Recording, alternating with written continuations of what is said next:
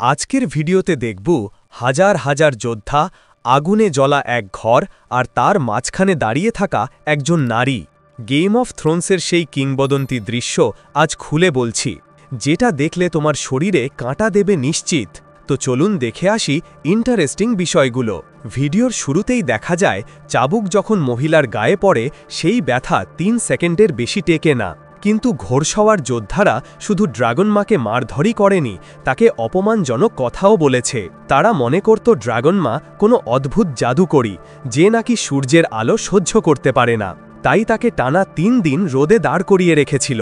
কিন্তু তারা জানতই না এই মহিলাকে একদিন এক রাত আগুনে পোড়ানো হলেও তার গায়ে আঁচড়ও লাগে না, আর তিনি ৩টি ড্রাগনের মা।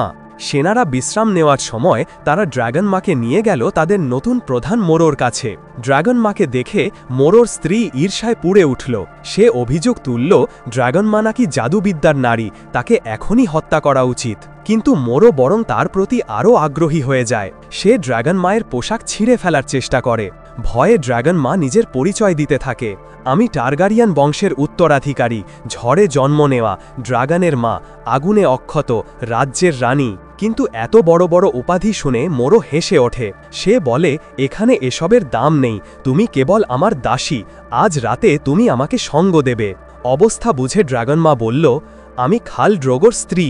এই কথা শুনেই মোরো ভয় পেয়ে যায়, কারণ খালের বিধবাকে কেউ স্পর্শ করতে পারে না। তাই সে দ্রুত ড্রাগন মাকে বেঁধে রাখা দড়ি খুলে দেয়। ড্রাগন মা ভেবেছিল বিপদ কেটে গেছে, কিন্তু তখনই মোরো জানিয়ে দেয় খালের বিধবার যাওয়ার একটাই জায়গা, বিধবার গ্রাম, সেখানেই সারা জীবন কাটাতে হবে।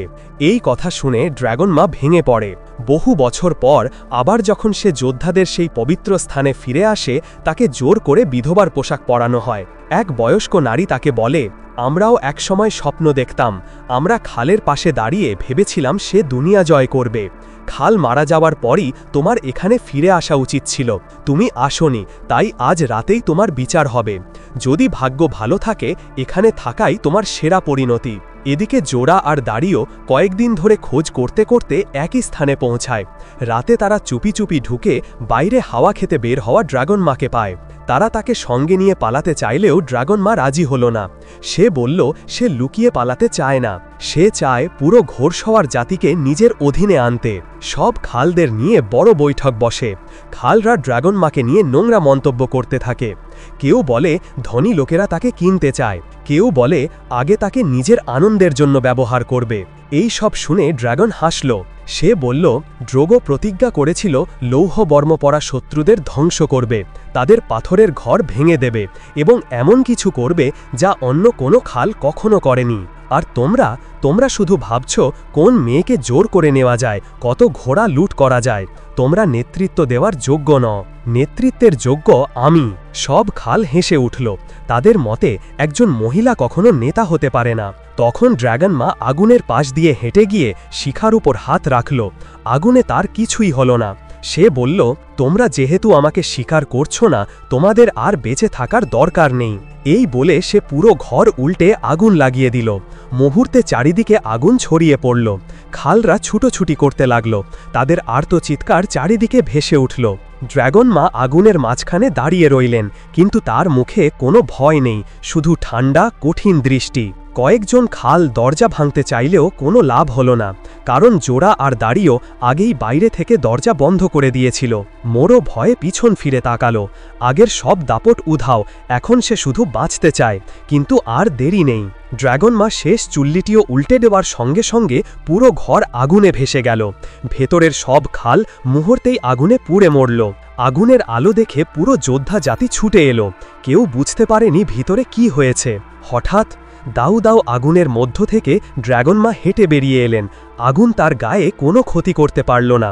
তাকে দেখে সবার মুখ থমকে যায়, যেন দেবী নেমে এসেছেন। মুহূর্তেই লাখ লাখ যোদ্ধা হাঁটু গেড়ে তাকে সিজদা করে। এইভাবে ড্রাগন মা পেয়ে গেল 10 লক্ষ নয়, পুরো 1 লক্ষ ঘোড়সওয়ার যোদ্ধা খালাসারের আনুগত্য। জোড়া বারবার ড্রাগন মাকে বাঁচাতে এসেছিল। এই অকৃত্রিম আনুগত্য দেখে ড্রাগন মা তাকে ক্ষমা করে দিলেন। কিন্তু জোড়া ধীরে ধীরে পিছিয়ে যায়। সে নিজের হাতার কাপড় তুলে দেখালো তার শরীরে ছড়িয়ে পড়েছে ধূসর রোগ। সে জানে না সে বাঁচবে কিনা। এই প্রথমবার ড্রাগন মায়ের চোখে জল এলো জোরার জন্য। জোরা বিদায় নিতে গেলে ড্রাগন মা তাকে থামিয়ে বললেন, তুমি আমাকে চিরদিন রক্ষা করার শপথ নিয়েছিলে, এখনও আমি তোমাকে ছাড়ছি না। যেখানে যাও তুমি সুস্থ হয়ে ফিরে আসবে আমার কাছে। আমি যখন ওয়েস্টেরোস জয় করব আমার পাশে তোমাকেই চাই। জোরা চোখের জল লুকিয়ে মাথা নত করল। রানীর কথায় তার আবার বাঁচার ইচ্ছে ফিরে আসলো। ড্রাগন মাকে দূরে অদৃশ্য হয়ে যেতে দেখে তবেই সে ফিরে গেল। ড্রাগন মা এখন 1,00,000 যোদ্ধাকে নিয়ে মিরিনের পথে রওনা হলো। হাঁটতে হাঁটতে তার মনে হলো কিছু একটা পরিচিত। সে সৈন্যদের দাঁড়াতে বলল এবং নিজের সামনে এগিয়ে গেল। ঠিক তখনই আকাশ কাঁপিয়ে এক বিশাল কালো ড্রাগন নেমে এলো। ড্রাগন ফিরে এসেছে। 1,00,000 যোদ্ধা জীবনে প্রথমবার সত্যিকারের ড্রাগন দেখে স্তব্ধ হয়ে গেল। ড্রাগনের উপস্থিতিতে ড্রাগন মা আবার উদ্দীপ্ত ভাষণ শুরু করলেন।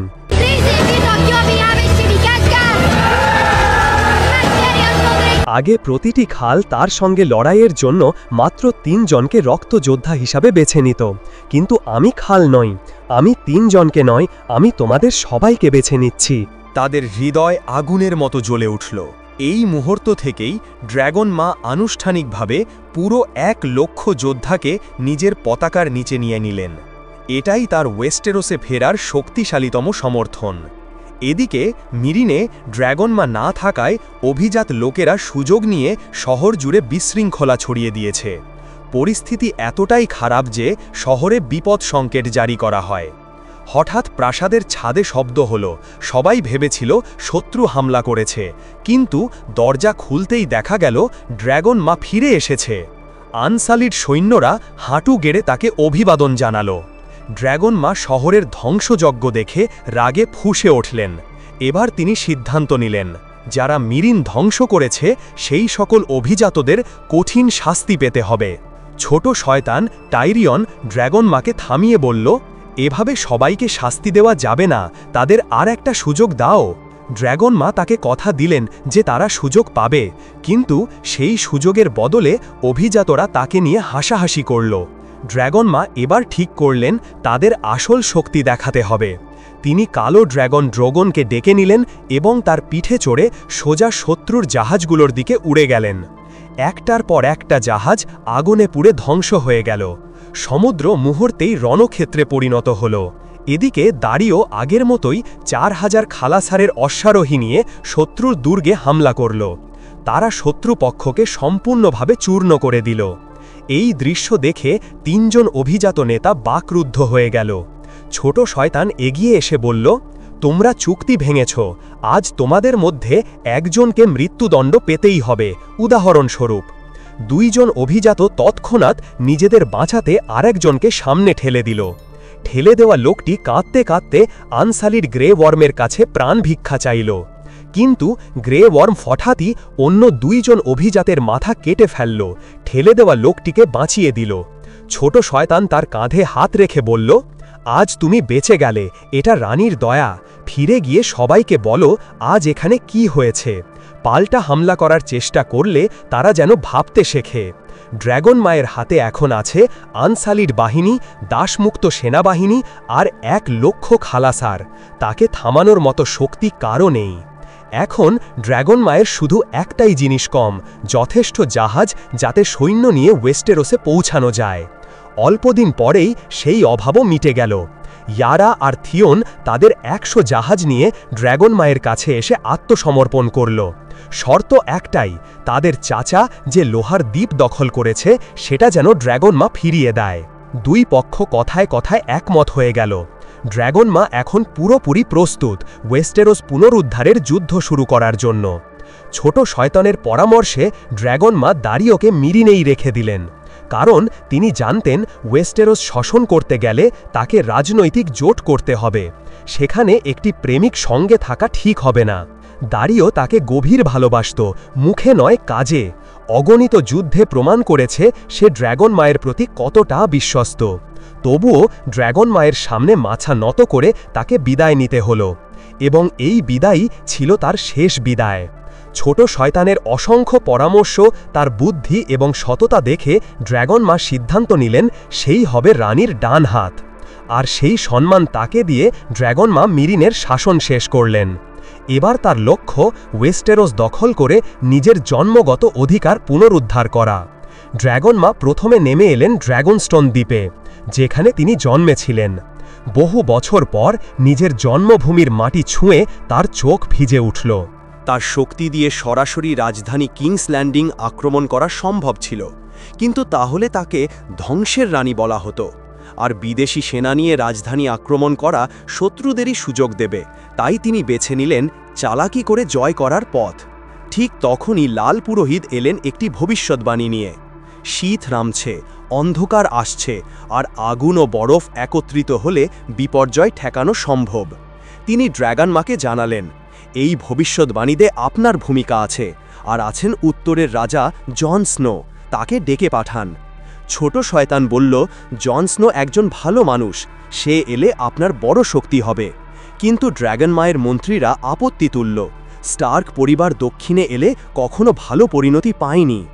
তবুও জন স্নো দক্ষিণে যাওয়ার সিদ্ধান্ত নিল, কারণ সে জানত শুধু উত্তরের শক্তি দিয়ে মৃত বাহিনীর বিরুদ্ধে টিকে থাকা অসম্ভব।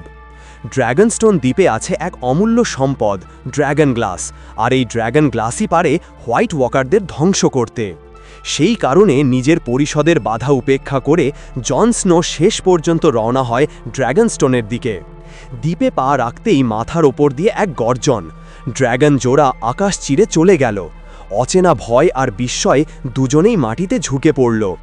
তারপর উপস্থিত হলেন ডেনেরিস, আগের মতোই রাজকীয়, শক্তির প্রতীক। ডেনেরিসের উপদেশটা তখন রাজকীয় ভঙ্গিতে পরিচয় করিয়ে দিল, তোমাদের সামনে যিনি দাঁড়িয়ে আছেন তিনি স্টর্মবর্ন ডেনেরিস, 3 ড্র্যাগনের জননী, দোথরাকি সম্রাজ্ঞী, অত্যাচার মুক্তির রানী, ইত্যাদি ইত্যাদি। এত নাম শুনে জন আর তার সঙ্গী একই জায়গায় স্থির হয়ে গেল। ডেনেরিস এরপর স্পষ্ট করে বললেন, স্টার্ক বংশ আগে প্রতিজ্ঞা করেছিল টারগারিয়ানদের প্রতি আনুগত্য, তুমি নত হও। কিন্তু জন সরাসরি অস্বীকার করে। সে বলে, আগের সময় আলাদা ছিল, আমি এখানে এসেছি একটাই কারণে, হোয়াইট ওয়াকারদের বিরুদ্ধে জোট বাঁধতে। ডেনেরিস কখনো সেই দানবদের দেখেনি, তাই স্বাভাবিকভাবেই বিশ্বাস করতে পারল না। এভাবেই বরফ আর আগুনের প্রথম সাক্ষাৎ খুব ঠান্ডাভাবে শেষ হয়। কিন্তু টিরিয়ন, সে জানত জন মিথ্যা বলার মানুষ নয়। তার কথায় ডেনেরিস অবশেষে জনতে ড্র্যাগন গ্লাস খননের অনুমতি দেয়। খননের সময় তারা প্রাচীন গুহার দেয়ালে গাছ নকশা দেখতে পায়। সেখানে অঙ্কিত আছে মানুষের সঙ্গে হোয়াইট ওয়াকারদের যুদ্ধের ইতিহাস। ডেনেরিস প্রথমবার সত্যিটা বুঝতে পারে, এটা মজা নয়, সত্যিই বিপদ আসছে। ঠিক তখনই বাইরে থেকে খারাপ খবর আসে, আগের যুদ্ধ পরিকল্পনা পুরো ভেস্তে গেছে। আয়রনবর্ন সেনারা হঠাৎ হামলায় প্রায় ধ্বংস। গ্রে ওয়ার্ম ক্যাস্টারলি রকে ঢুকেছে ঠিকই, কিন্তু সেটা পুরো ফাঁকা দুর্গ। এদিকে জেইম ল্যানিস্টার অন্য পথ দিয়ে আক্রমণ করে দখল করেছে হাই গার্ডেন, আর সাথে সাথে নিহত হয়েছে কিংবদন্তি ওলেনা টাইরেল। এই সব কিছুর জন্য ডেনেরিস নিজেকেই দায়ী মনে করল। তার দয়া আর দ্বিধায় বন্ধু আর মিত্রদের শেষ করে দিল। রাগে শোকে ডেনেরিস গর্জে উঠল, সবাই আমাকে দয়াবতী হতে বলে, কিন্তু আমার হয়ে যারা মারা গেল তাদের প্রতি কে দয়া দেখাবে? এবার ডেনেরিস ঠিক করল, এবার আর পেছাবো না, এবার আমি নিজেই যুদ্ধক্ষেত্রে নামব। ওদিকে জেইন দূর থেকে দেখছে, এক অন্ধকার ছায়া আকাশ ঢেকে ফেলছে। মাটি কাঁপছে দোথরাকি বাহিনীর গর্জনে, আর আকাশ ভেদ করে নেমে আসছে আগুনে মোড়া ড্র্যাগন। এভাবেই শেষ হয় আগুন বনাম লোহার ভয়ঙ্কর মুখোমুখির দ্বিতীয় পার্ট। ভিডিওটা কেমন লেগেছে অবশ্যই কমেন্ট করে বলবেন। যদি ভালো লেগে থাকে একটা লাইক দিয়ে চ্যানেলটি সাবস্ক্রাইব করে পাশে থাকুন, এবং এর পরে তৃতীয় পার্টের জন্য সবাই অপেক্ষা করুন। ততক্ষণ পর্যন্ত সুস্থ থাকুন, ভালো থাকুন, ধন্যবাদ সবাইকে।